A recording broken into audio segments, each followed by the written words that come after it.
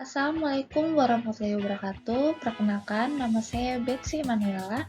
Saya dari Universitas Indraprasta PGRI, jurusan Pendidikan Sejarah, kelas R8A, dengan nomor NPM 2018155000062.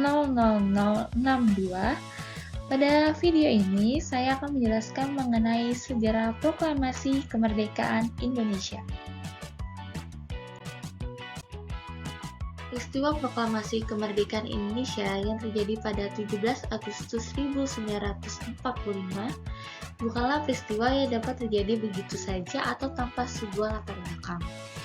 Peristiwa ini dapat terjadi dikarenakan peristiwa-peristiwa sebelumnya yang saling berkaitan hingga puncaknya yaitu peristiwa pembacaan teks proklamasi oleh Presiden Republik Indonesia pertama yaitu Pak Soekarno. Adapun peristiwa-peristiwa tersebut diantaranya adalah sebagai berikut. Yang pertama yaitu adalah peristiwa kekalahan Jepang dalam Perang Asia Timur Raya. Kemudian yang kedua yaitu peristiwa Rengas Dengklok. Dan yang ketiga yaitu peristiwa penyusunan teks proklamasi. Dan yang terakhir yaitu peristiwa pembacaan teks proklamasi. Keempat peristiwa ini adalah peristiwa-peristiwa yang akan kita bahas di video ini. Baik, yang pertama adalah kekalahan Jepang dalam Perang Asia Timur Raya. Kekalahan Jepang pada Perang Asia Timur Raya ditandai dengan pemboman yang terjadi pada dua kota yang penting bagi kekuatan Jepang. Bom tersebut jatuh tidak secara bersamaan. Bom pertama jatuh pada tanggal 6 Agustus 1945. Bom ini dinamakan dengan nama bom Little Boy yang jatuh di kota Hiroshima. Kemudian bom kedua jatuh pada tanggal 9 Agustus 1945. Bom ini dinamakan dengan bom Fat Man yang jatuh di kota Nagasaki.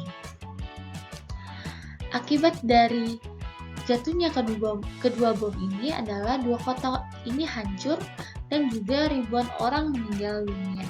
Yang pada akhirnya pada tanggal 15 Agustus 1945, Jepang menyerah, dan pada tanggal 2 September 1945, Jepang menandatangani penyerahan diri kepada sekutu di atas kapal USS Missouri.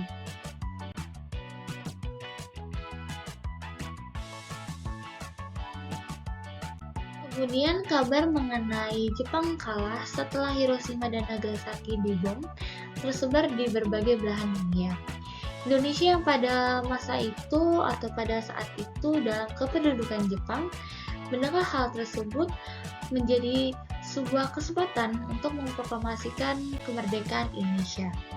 Namun pada saat itu terjadi perbedaan pendapat antara golongan muda dan golongan tua.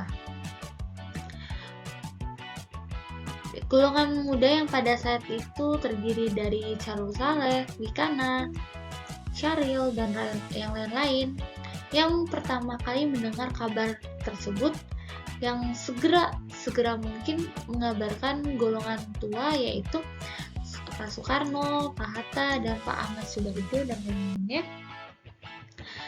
Tetapi ternyata golongan tua memiliki pendapat yang berbeda dengan golongan muda, di mana golongan muda pada saat itu berpendapat bahwa kemerdekaan Indonesia harus disegerakan atau proklamasi kemerdekaan Indonesia itu harus disegerakan dan kemerdekaan Indonesia itu harus diraih dengan pengorbanan perjuangan rakyat sendiri, bukan dari campur tangan Jepang. Sedangkan golongan tua pada saat itu menghendaki sikap yang kooperatif kepada Jepang, di mana hal-hal mengenai proklamasi harus dikonsultasikan dengan pihak Jepang terlebih dahulu. Pada saat itu memang Jepang memberikan janji untuk memerdekakan Indonesia, dan golongan tua menunggu diskusi tersebut karena tidak ingin tergesa-gesa yang akhirnya nantinya bisa berakibatkan negatif pada Indonesia. Perdebatan panjang itu menjadi alot karena tidak mencapai titik temu dari kedua pendapat ini, di mana masing-masing golongan tetap kekeh dengan pendapatnya. Berikutnya yaitu peristiwa kedua, yaitu peristiwa Rengas Dengklok. Peristiwa Rengas Dengklok merupakan peristiwa penculikan Soekarno dan Hatta oleh golongan muda ke sebuah rumah seorang Tionghoa yang berlokasi di Rengas Dengklok yang berada di daerah Kerawang. Rumahnya yang ini. Nah, peristiwa ini disebabkan oleh gagalnya golongan muda. Pada saat itu gagalnya golongan muda untuk memaksa golongan tua untuk secepat mungkin memproklamasikan kemerdekaan Indonesia. Pada saat itu tujuannya untuk menjauhi golongan tua dari pengaruh Jepang. Peristiwa ini terjadi pada tanggal 16 Agustus 1945, satu hari sebelum kemerdekaan. Nah, pada akhirnya pada saat di rumah Rengas Dengklok ini pun terjadi perdebatan yang panjang. Namun pada akhirnya terjadi sebuah kesepakatan yang dilakukan oleh Ahmad Soebardjo di Jakarta pada saat itu. Pada saat itu Ahmad Soebardjo mewakili golongan tua dan Wikana pada saat itu mewakili golongan muda. Kesepakatan itu hasilnya adalah memproklamasikan kemerdekaan Indonesia secepat mungkin, namun harus dilaksanakan atau dilakukan di Jakarta. Dan Ahmad Soebardjo memohon untuk golongan muda segera menjemput Soekarno dan Muhammad Hatta untuk kembali ke Jakarta.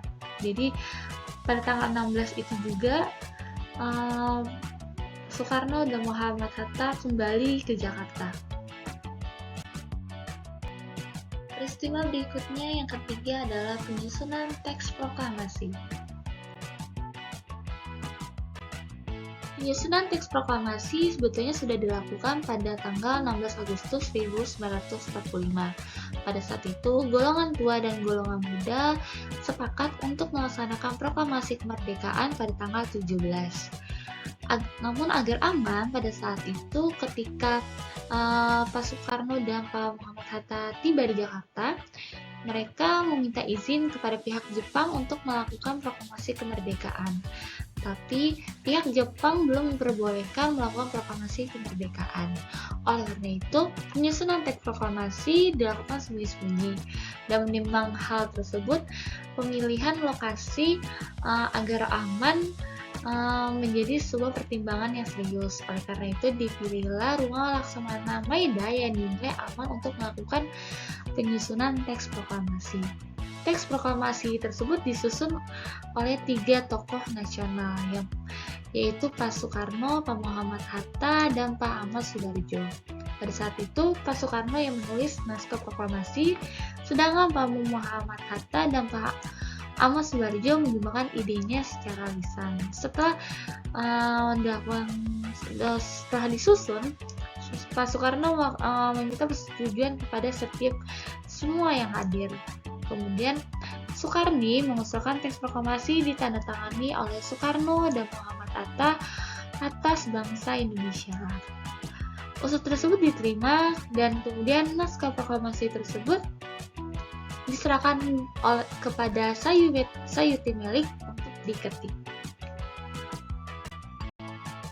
Nah, finally kita berada di peristiwa terakhir dari sejarah proklamasi kemerdekaan Indonesia, yaitu peristiwa pembacaan teks proklamasi. Proklamasi akhirnya selesai pada pukul 4 dini hari, yang kemudian pada pukul 10 waktu Indonesia bagian Barat dilakukan pembacaan proklamasi oleh Presiden Republik Indonesia yang pertama, yaitu Pak Soekarno, di Jalan Penggagasan Timur nomor 56 Jakarta. Setelah dilakukan pembacaan teks proklamasi, Suhud dan Latif mengibarkan bendera merah putih yang dijahit oleh Ibu Fatmawati. Yang saat bendera dikibarkan, semua yang hadir pada saat itu spontan menyanyikan lagu Indonesia Raya yang diciptakan oleh W.R. Supratman.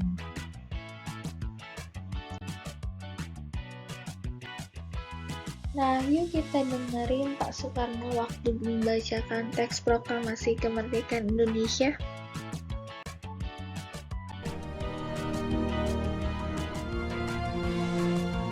Proklamasi. Kami, bangsa Indonesia, dengan ini menyatakan kemerdekaan Indonesia. Hal-hal yang mengenai pemindahan kekuasaan dan lain-lain diselenggarakan dengan cara saksama dan dalam tempo yang sesingkat-singkatnya. Jakarta, 17 Agustus 1945, atas nama bangsa Indonesia, Soekarno, Hatta.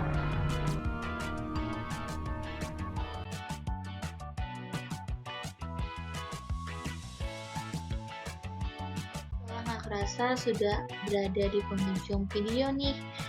Mengucapkan banyak terima kasih kepada yang udah menonton, mendengarkan, menyimak, dan mohon maaf apabila ada kesalahan. Terima kasih and wassalamualaikum warahmatullahi wabarakatuh. See you next video. Bye.